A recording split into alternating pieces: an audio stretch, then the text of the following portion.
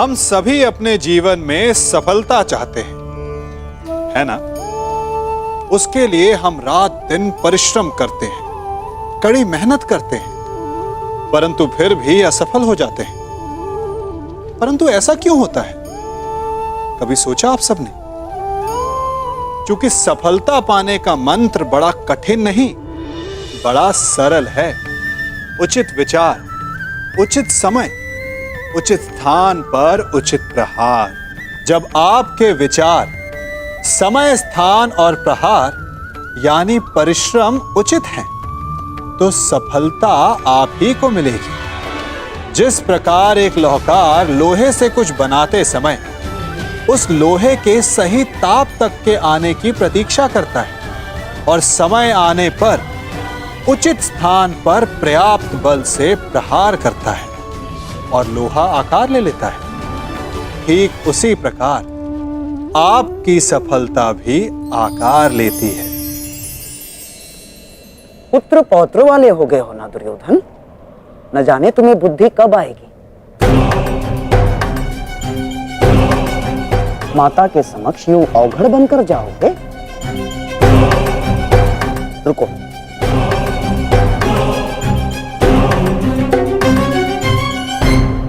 लो, कम से कम इसे अंगवस्त्र बनाकर धारण करो। लो दुर्योधन।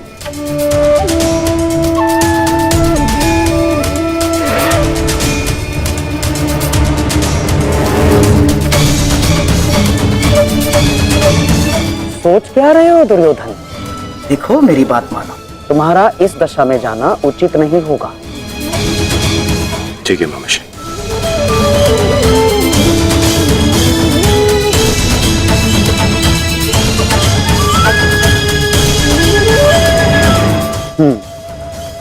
अब जाओ और अपनी माता के आदेश का पालन करो। जाओ।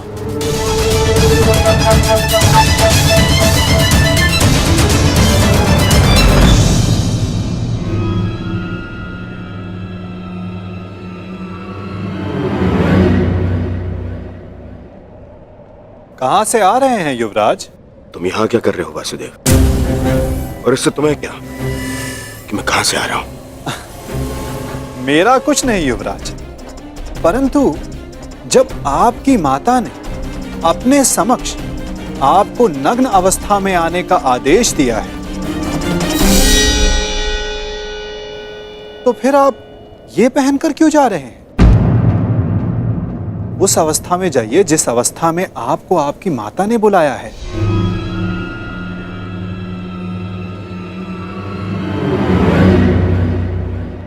देखिए युवराज, जब माता पिता कोई आदेश दें तो बिना संकोच करे उनके आदेश का पालन करना चाहिए।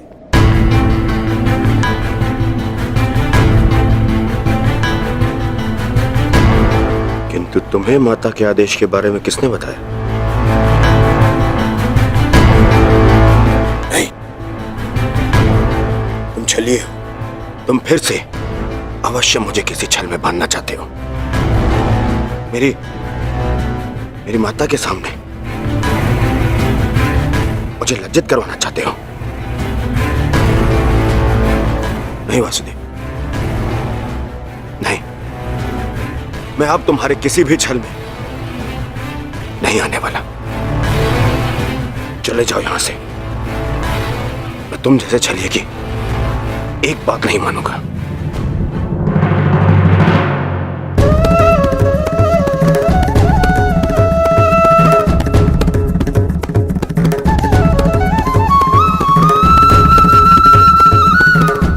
मेरी एक बात नहीं मानना चाहते दुर्योधन, परंतु बात मेरी ही मानिए।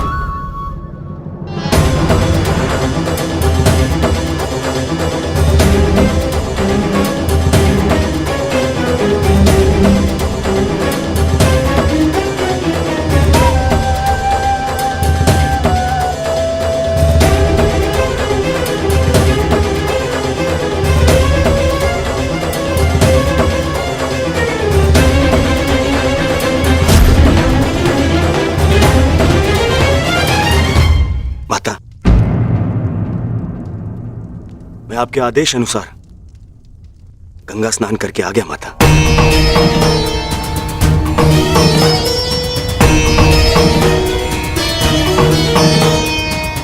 मैंने जैसे कहा था तुमने वैसे ही किया है ना पुत्र? जी माता। तो सज्ज हो जाओ पुत्र। अब मैं तुम्हारे शरीर को वज्र का बनाने जा रही हूं।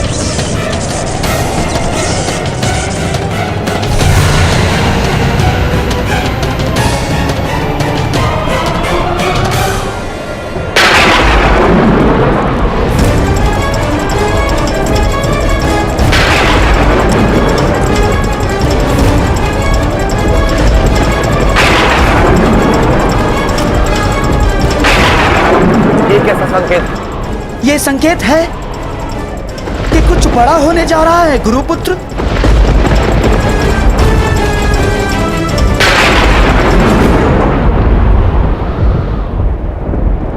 ये सब क्या हो रहा है आर्य? आपके गांडीव से ये स्वर कैसा? ये स्वर गांडीव की प्रत्यंचा का नहीं है पांचाली, मेघ गर्जन का है। परंतु कुछ समय पहले तक आकाश में ऐसा कोई संकेत नहीं था। मुझे भी समझ नहीं आ रहा, जैसे आकाश में वज्र खड़क रहा हो और प्रतीत होता है कि इंद्रदेव की दृष्टि टेढ़ी हो गई है। नहीं विकोदर, ये संकेत है कि किसी की दृष्टि कई वर्षों के पश्चात किसी पर पड़ी है।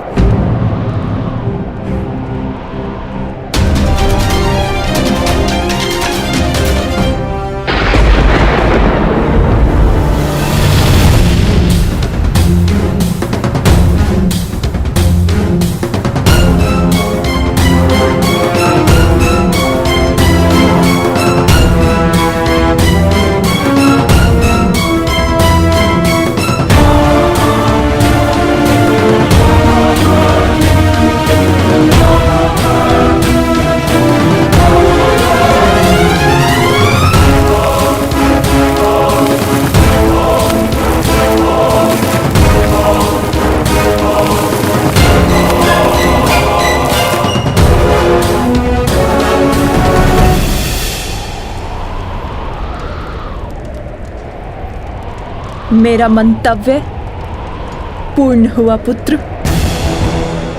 अब कोई तुम्हारा वध नहीं कर पाएगा। महादेव के आशीर्वाद और मेरे तप के प्रभाव से तुम्हारा संपूर्ण शरीर वज्र का हो गया है। जिसे क्षति पहुंचाना असंभव है।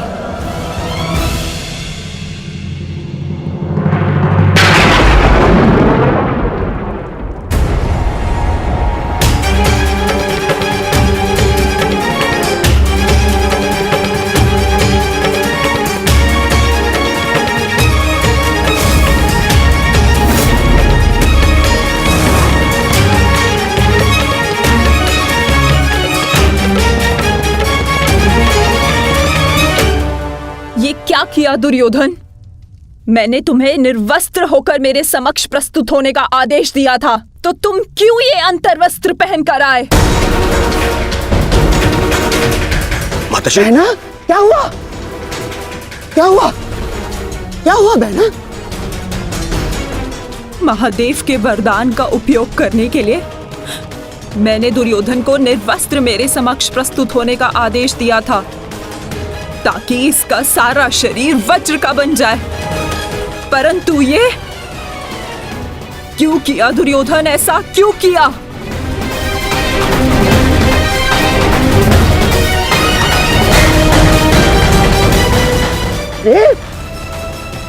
तुम कभी कभी बुद्धि का भी प्रयोग कर लिया करो।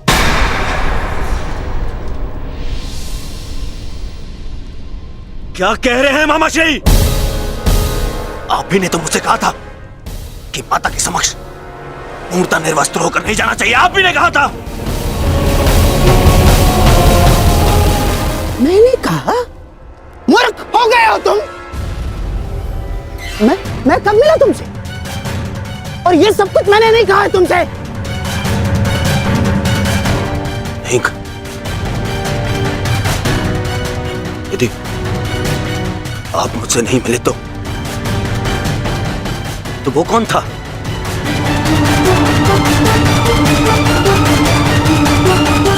आपके पश्चात मुझे वो छलिया वासुदेव मिला था।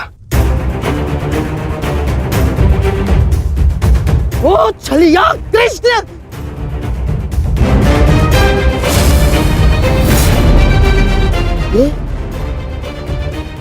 ये सब उस छलिए का किया धरा है दुर्योधन। मैं यहाँ से चलकर जाऊंगा, माताश्री का आदेश है। परंतु यहाँ से महल तक का मार्ग बहुत लंबा है प्रभु, आपको कुछ पहनना होगा। परंतु आप इस भांति अर्धनग्न अवस्था में। मेरी माता का आदेश है। माता पिता के आदेश का अक्षरशः पालन करना कोई आपसे सीखे युवराज। माता के समक्ष यूं अवघड़ बनकर जाओगे? लो, इसे अंगवस्त्र बनाकर धारण करो। जब आपकी माता ने अपने समक्ष आपको नग्न अवस्था में आने का आदेश दिया है, तो फिर आप ये पहनकर क्यों जा रहे हैं? उस अवस्था में जाइए जिस अवस्था में आपको आपकी माता ने बुलाया है।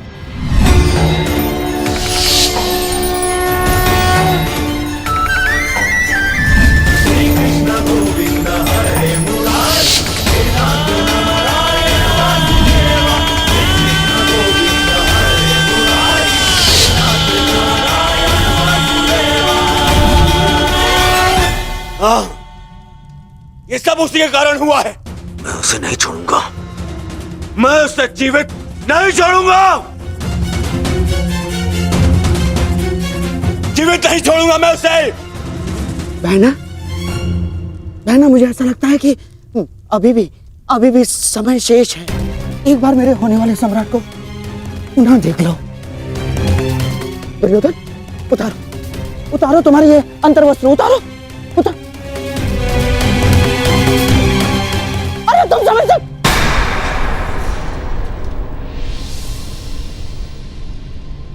कुछ नहीं बचा अब, कुछ नहीं बचा। वर्षों से संचित किया तप मैंने समाप्त कर दिया है भ्राताश्री। इसके पश्चात कुछ नहीं हो सकता।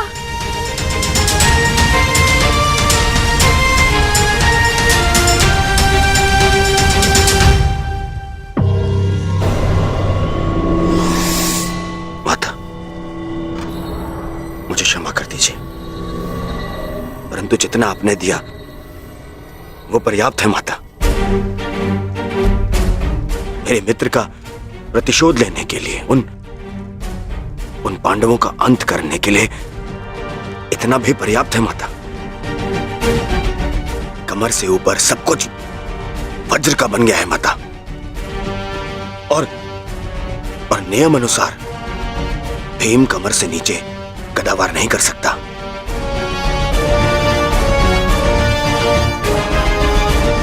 आप चिंता मत कीजिए माता।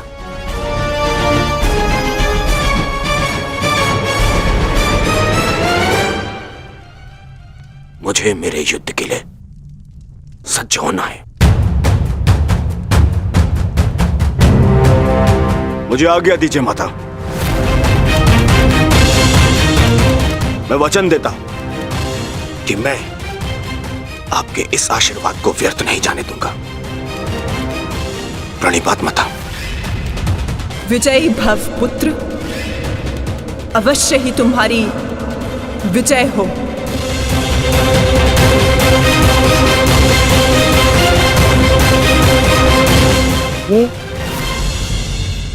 ये सारा खेल उस छलिए कृष्ण का रचा हुआ है बहना। इसीलिए इस समय उसके मस्तिष्क में कोई ना कोई चाल तो अवश्य चल रही होगी। आप कहना क्या चाहते हैं भ्राताश्री? जिसने जरासंध जैसे महायोद्धा के 2 टुकड़े करवा दिए,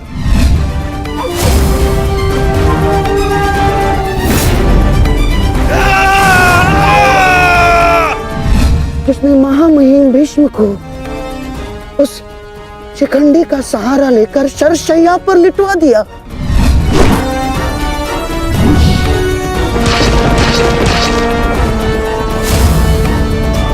जिसने महाधनुर्धर अंगराज कर्ण का वध करवा दिया बहना। मुक्त करो अंगराज को पार्थ, अंजलि का अस्त्र का प्रयोग करो। वही उद्धव, वही माधव, वही योगेश्वर, वही नटवर, वही छलिया। उसके मस्तिष्क में इस समय कोई ना कोई योजना अवश्य चल रही होगी। नहीं, इस बार मैं कृष्ण को कोई छल नहीं करने दूंगी। समय आ गया है।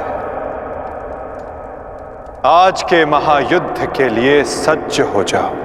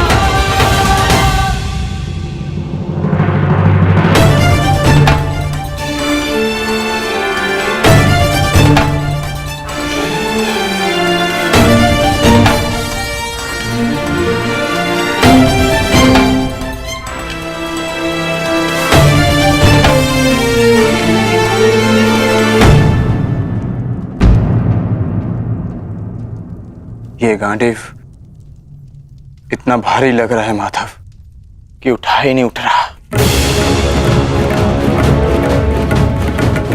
हाँ माधव, ज्येष्ठ की मृत्यु के पश्चात शस्त्र भारी हो गए हैं। शस्त्र भारी नहीं हुआ है विकोदर, तुम्हारा मन भारी हो रहा है।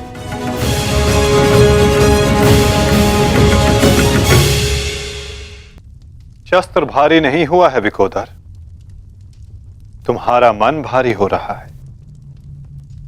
मन को हल्का करो, भुजाओं में बल स्वतः आ जाएगा।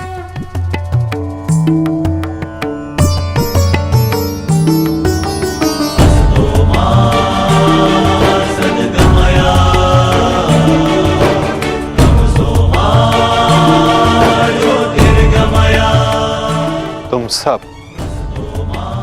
अपने ज्येष्ठ कर्ण के लिए उनके मन की इच्छा, उनके लक्ष्य को पूर्ण करके अपने मन को हल्का कर सकते हो। कर्ण के पश्चात अब तुम सबको उसके परिवर्तन के लिए ये युद्ध करना होगा।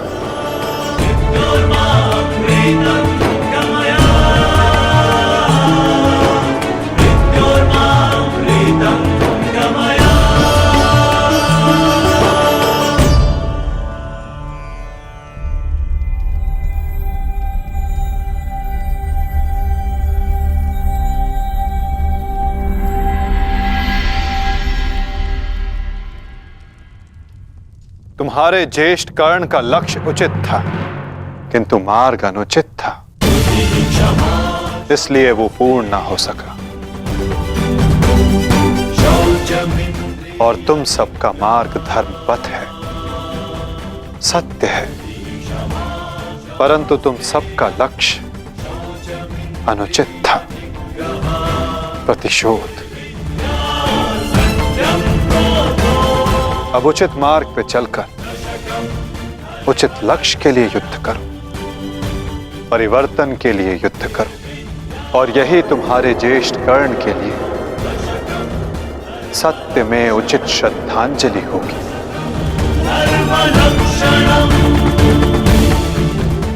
और परिवर्तन तब तक नहीं आ सकेगा जब तक दुर्योधन जीवित है।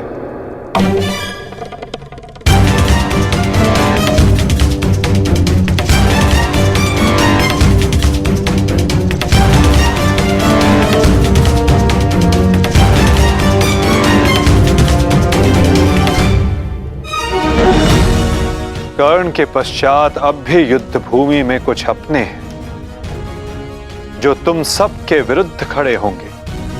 कर्ण का शरीर भले ही नष्ट हो गया हो, परंतु कर्ण की आत्मा, कर्ण की सोच अभी भी जीवित है, और ये सोच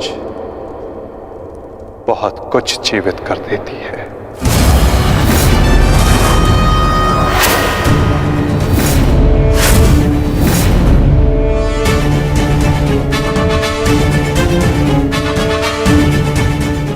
युद्ध का 18वां दिन।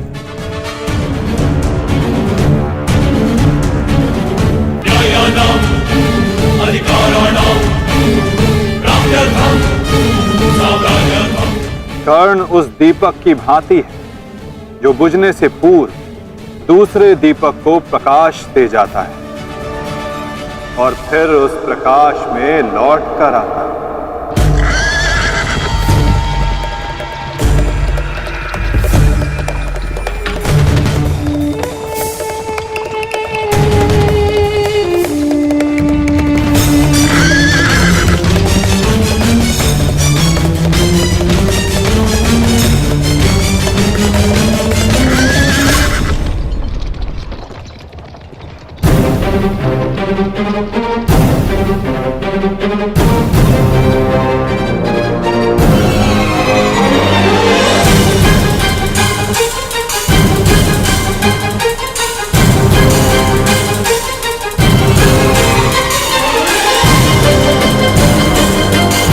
मामाश्री, शल्य।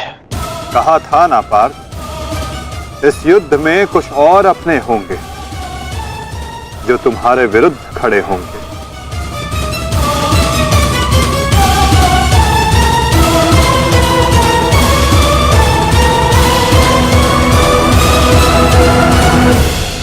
मैं जानता हूं मैं अंगराज नहीं बन सकता, परंतु मद्राज की साहस का दर्शन अवश्य होगा। मैं वचन देता हूं, जो मैं सारथी बन के नहीं कर पाया वो अब मैं अपने रथी के रथ पर आरूढ़ होकर अवश्य करूंगा। ये मेरा वचन है। मैं वचन देता हूं कि आज का दिन सदा स्मरण रखा जाएगा। न बंधु न सखा, न बहन न कोई भांजा, आज शल्य के लक्ष्य में कोई बाधा नहीं बनेगा। आज शल्य प्रायश्चित करेगा एक महान योद्धा के मृत्यु के सहायक होने के अपराध में। आज शल्य प्रायश्चित करेगा अपने अपराध का।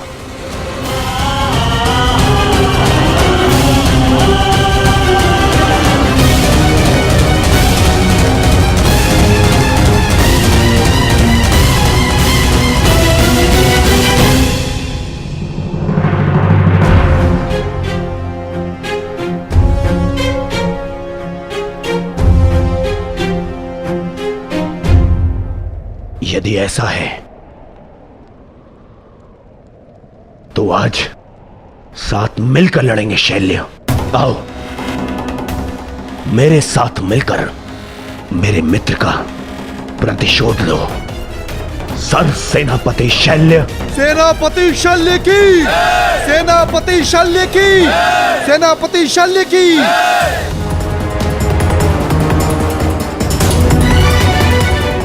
आज तुम बाण होगे और मैं ढाल।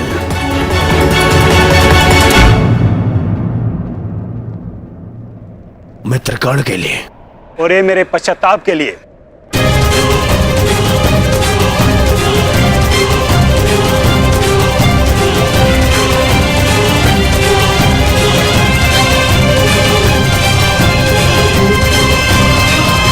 आक्रमण!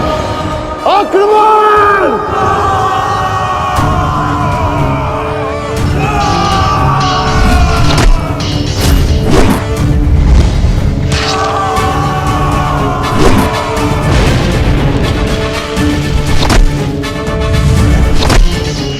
ये महारथी कर्ण के नाम।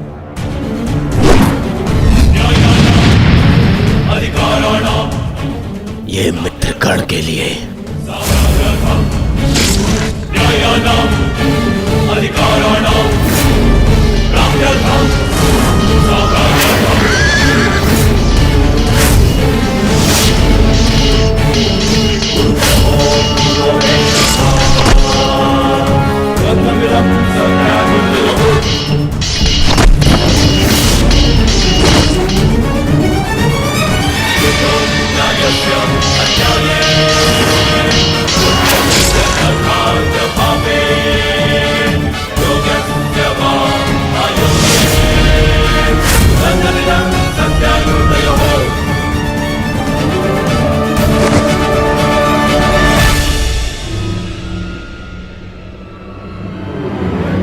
क्यों पार्थ,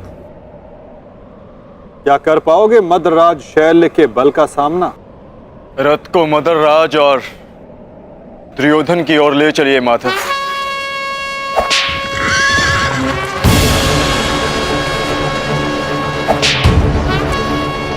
आरती उस ओर चलो।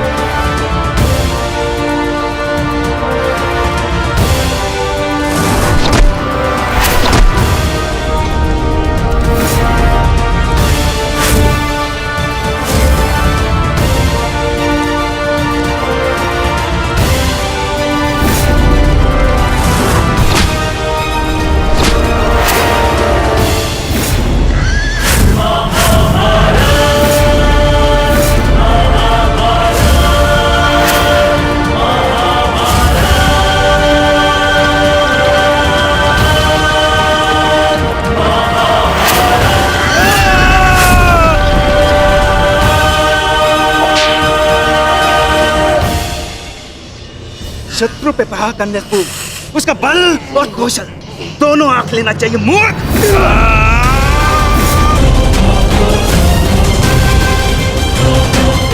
शल्य के समक्ष क्रोध करने वाला आधा बल खो लेता है। इस जोड़ी को ही नहीं, आज मैं दोनों के शरीर को ही तोड़ डालूंगा।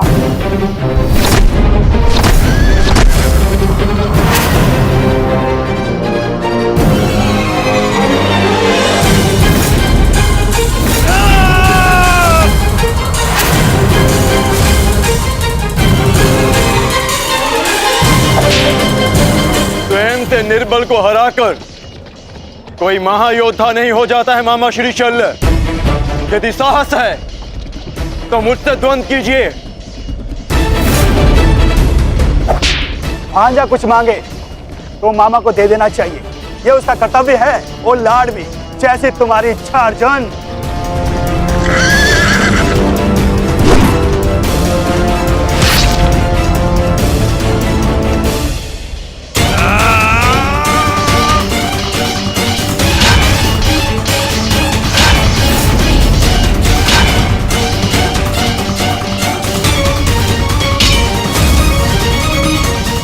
भद्राशल्य अपना लक्ष्य भूल गए विकोधर।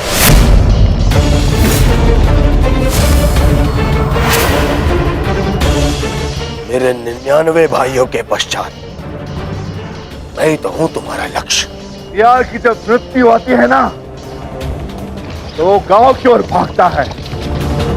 तुम्हें तुम्हारा अंत क्या खींच रहा है दुर्योधन? सावधान दुर्योधन!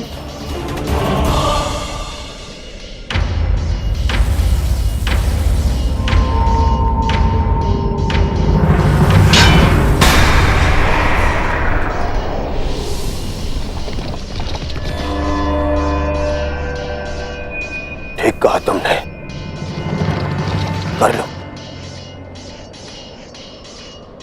अपनी प्रतिज्ञा पूर्ण कर लो।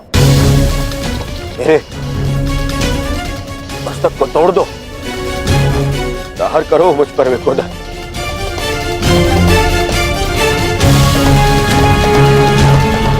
अभी वध कर दो मेरा।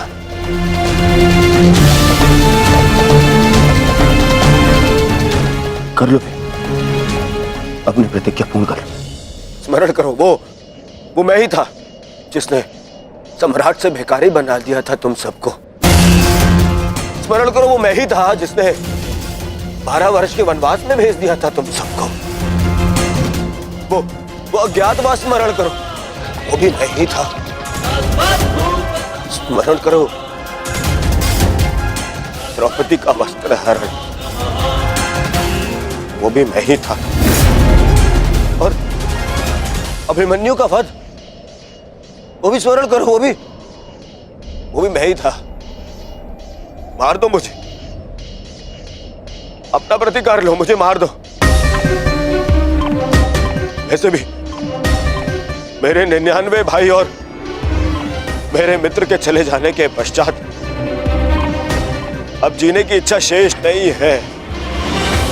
मार दो, आओ भीम, वध करो मेरा, मार दो।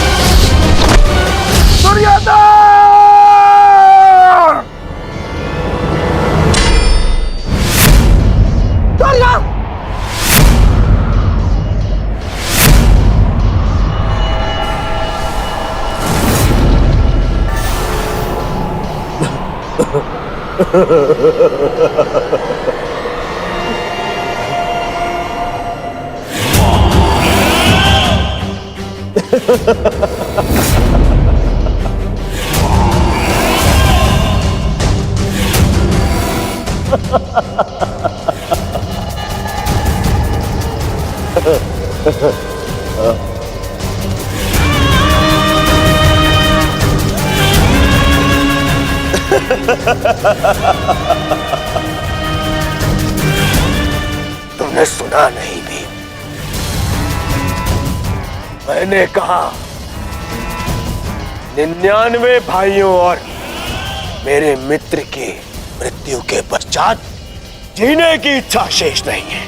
यदि कुछ शेष है तो वो प्रतिकार की कामना, प्रतिशोध की इच्छा। आओ भीम, प्रहार करो मुझ पर। ऐसे लोग अपने समस्त परिवार के ऊपर किए गए अपमान का प्रतिशोध ऐसे लोग ऐसे करोगे पूर्ण अपनी प्रतिज्ञा? प्यार करो, देखो ना ही मेरे पास कोई शस्त्र है, ना ही कोई दिव्यास्त्र। मेरे हाथ ही मेरे शस्त्र है और मेरा क्रोध ही मेरा दिव्यास्त्र। प्यार करो।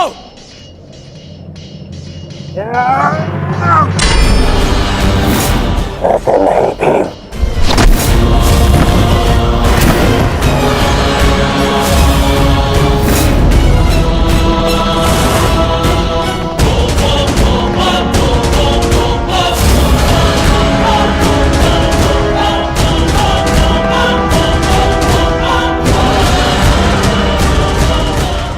वहां क्या देख रहे हो अर्जुन? सामने देखो, शत्रु तुम्हारे समक्ष खड़ा है। इतना सरल नहीं होगा तुम्हारे लिए ये द्वंद अर्जुन, क्योंकि ना मेरे गुरु का मुझे श्राप मिला है और ना ही इंद्र ने मुझसे कोई कवच छीना है और ना ही मेरे रथ का चक्र धरती में धसा है। मैं कर्ण नहीं हूं जिसे अनिति में फंसा के मार डालोगे। मैं मद्रास चल हूं। अब दिखाओ अपना पराक्रम। कितने बड़े योद्धा हो तुम, कितने बड़े शूरवीर हो, कितने बड़े धनुधारी हो, दिखाओ।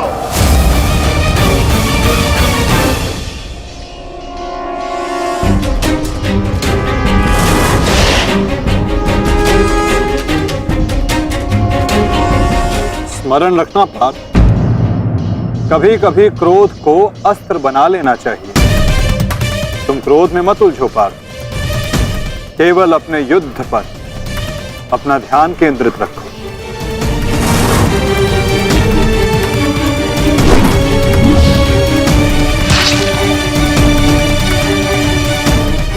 क्रोध हर समस्या का समाधान नहीं होता पार्थ।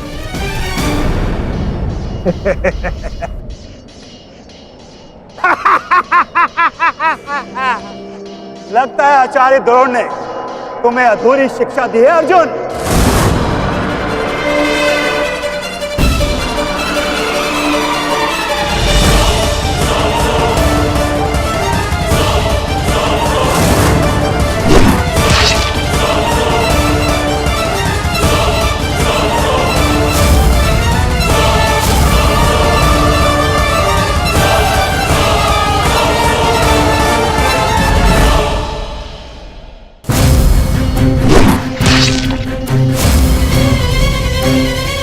संयम पार्थ, संयम।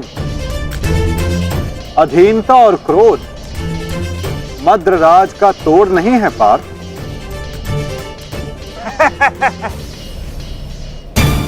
मद्रराज, इस अर्जुन को धनुर्विद्या सीखने का बहुत शौक है। आप इसे धनुर्विद्या सिखाएं।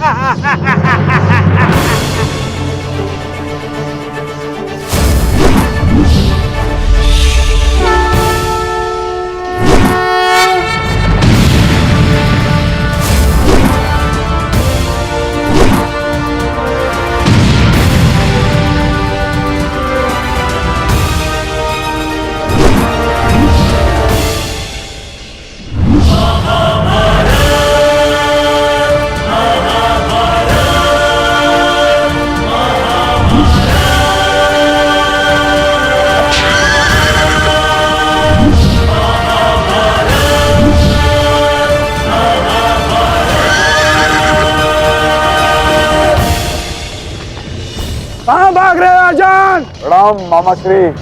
क्या सारा लाज अर्जुन पर उड़ेल दोगे? नहीं भांजे भीम, तुम्हारे लिए भी बहुत शेष है। बहुत दिन हुए मल युद्ध किए। आओ।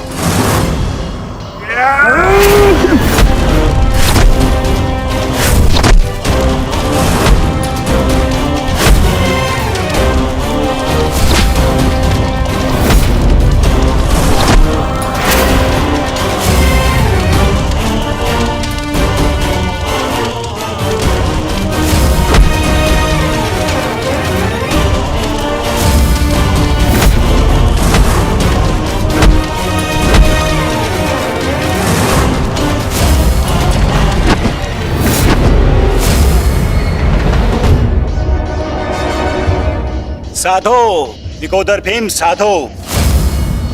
अद्भुत बल है तुम्हारे भीतर, किंतु तुम्हें लगता नहीं कि तुमने देर कर दी। यदि ये बल उस भरी सभा में दिखाया होता तो भरी सभा में द्रौपदी का पान होने से तुमने बचा लिया होता भीम। अरे जब फसल ही जल गई तो वर्षा का क्या लाभ। अरे संसार के इतिहास में तुम्हारा नाम एक कायर के रूप में लिखा जा चुका है भीम, जो अपनी पत्नी का वस्त्र हरण होते हुए देखता रहा। वस्त्र हरण। कहीं ऐसा तो नहीं तुम स्वयं उस पल का आनंद ले रहे थे?